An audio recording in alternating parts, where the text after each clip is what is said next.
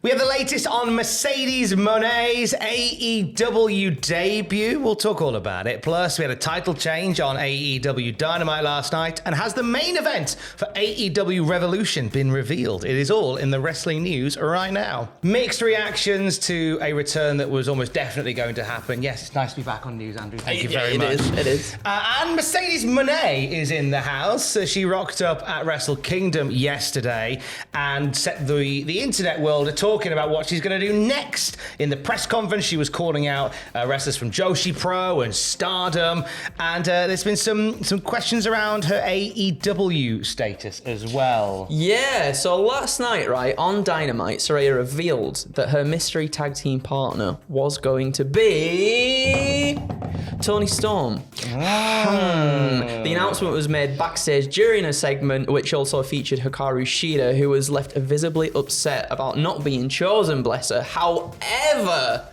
there is speculation that this is indeed a red herring. So Steve Muehlhausen tweeted, sources, Mercedes Moné will be Saraya's partner next week at AEW Dynamite in LA against Britt Baker and Jamie Hayter. Couldn't announce or make a major hint due to her still being under contract to WWE until the beginning of 2023. We should emphasize that tweet was sent before Dynamite. So then what happened on Dynamite happened with Toni Storm being revealed as the partner. Yeah. And everybody went, oh, what are you talking about, Steve? What do you think, Steve? Live. But there's still a bit of speculation that this, as we say, is a red herring. A red herring. Well, Tony Schiavone had a sit down with Jamie Hayter and Dr. Britt Baker, and during their little chat, again, before the revelation it was Toni Storm, Britt Baker referred to her and Jamie Hayter as the killer and the pillar, which I really like. That's very good. I like that a lot. Very good. She also referred to herself as the boss and then scoffed. That is a very deliberate bit of wordage there. A little wink, I think she gave as well. And the boss, a little bit of a wink there too. Every Sasha Banks stan did that Leonardo DiCaprio at the screen at the same time. I think even though they've said, oh, Toni Storm, I think there's more to be told. I agree as well. Because for the longest time we were building up to finding out who Saraya's partner was going to be, and it felt like it was going to be a big thing, maybe a new debut or something of that like as well.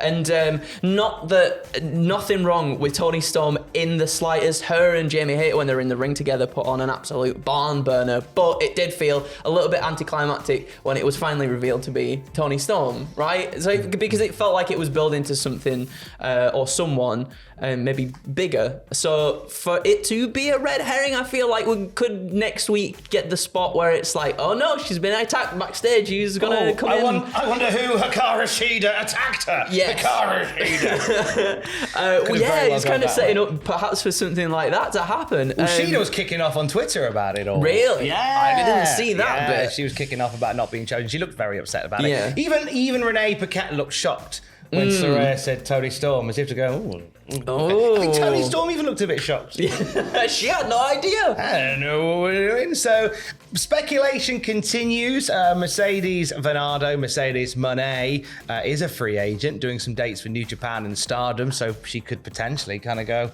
as and where she pleases now. Yeah, forbidden doors and all that. Yeah. They're all being kicked down and gently opened and here, there and everywhere. Ajar. A doorstop. The door, all the forbidden doors are currently ajar. They are.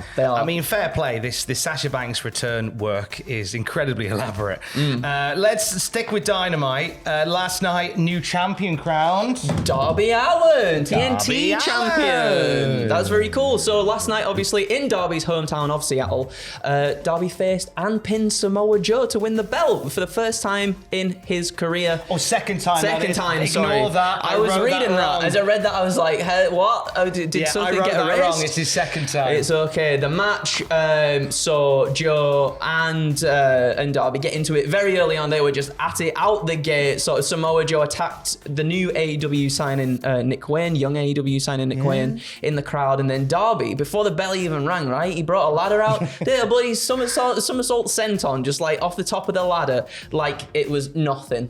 He does it in the morning whilst eating his breakfast. It was just a normal day. It was. It was a Wednesday. And it was a really explosive, chaotic match. Really enjoyed it. And then sort of the end came. Joe was like sort of rallying and got Allen in the coquina clutch, but then Darby drove Joe into like an exposed turnbuckle, followed it, he did like code red, I think, as well, and then got up there and did multiple coffin drops to get the win.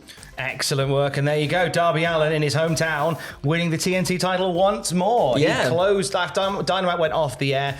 He sent the fans home with some words to the crowds, saying he remembered coming to the arena as a kid and taking the Metro to see shows here. He said, I graduated high school at 115 pounds, and now I'm up to 120. Whoa. Go on, kid. He got Nick Wayne in the ring as well. Nick Wayne is the young high school kid who AEW signed and said, get all your education done first, and then you've got a slot here. Yeah. And Darby puts him over. There's a family connection with Nick Wayne's dad, I believe, training Darby Allin to wrestle. Oh, wow, that's really cool. And even teased a match between the two for the TNT title down the line. Oh, that'd be nice. That'd be very, very nice to see. I'm all down for that. Potentially. So congratulations, Darby Allin. Is this the year, Andrew, that the TNT title finally gets back on track? I think so.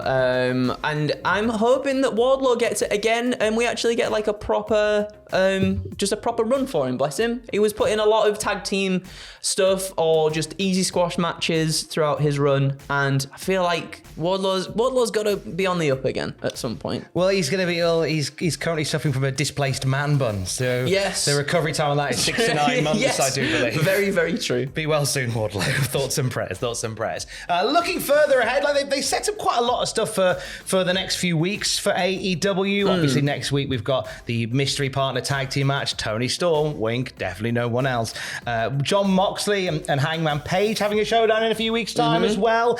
And I believe, and we believe, that the main event for AEW's first event of 2023, Revolution, has been set as well. Yeah, it looks like it is very well going to be MJF and Bryan Danielson in an Iron Man match. Oh, no. I'm quite excited. About this. Well, in order for that to happen, MJF has said to Bryan Danielson, you have to win every match between now and Revolution to get that Iron Man match with me. So he's going to make him work for it. And I like that though as well, because then we've got a nice little story leading up to that. And I always enjoy when we do something like that.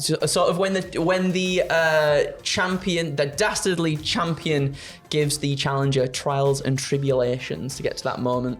Whether he'll take the belt off him, I don't think he will, personally. And I'm excited to see the shenanigans that get us through that Iron Man match as well. I think that if Iron Man matches have a tendency to either be really captivating or quite dull over the years, I feel like MJF could use trickery to make this quite almost to turn it into sort of like a maze runner exercise for Bryan Danielson. Yeah, definitely. Cheat at the beginning to get 4 pinfalls up on him or something, then he has to spend the rest of the match trying to get over the line, and then he doesn't at the last minute or something like that. I do like that. Sort of akin to like the Lesnar Kurt Angle one from SmackDown that time. Yes, oh my god, and that was such a good match as well, wasn't it? When he had him locked in the submission as the timer was counting down and Lesnar didn't tap out. I can see so good. I can see MJF in the label lock. Yes.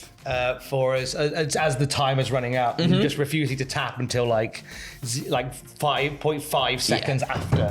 Oh, it's gonna be good. It's gonna be good. I can't wait to see that one. Good story. It's good storytelling, potentially on the road to AEW Revolution. And we'll have more wrestling news throughout the day at cultaholic.com. Did you have a nice Christmas, Andrew? It was lovely. It was a lovely, chilled, quiet, lovely Christmas. Did you have a good Christmas, Tom? I had a Christmas. You had one Christmas. We hope you had a Christmas as well. Keys. Love you, bye.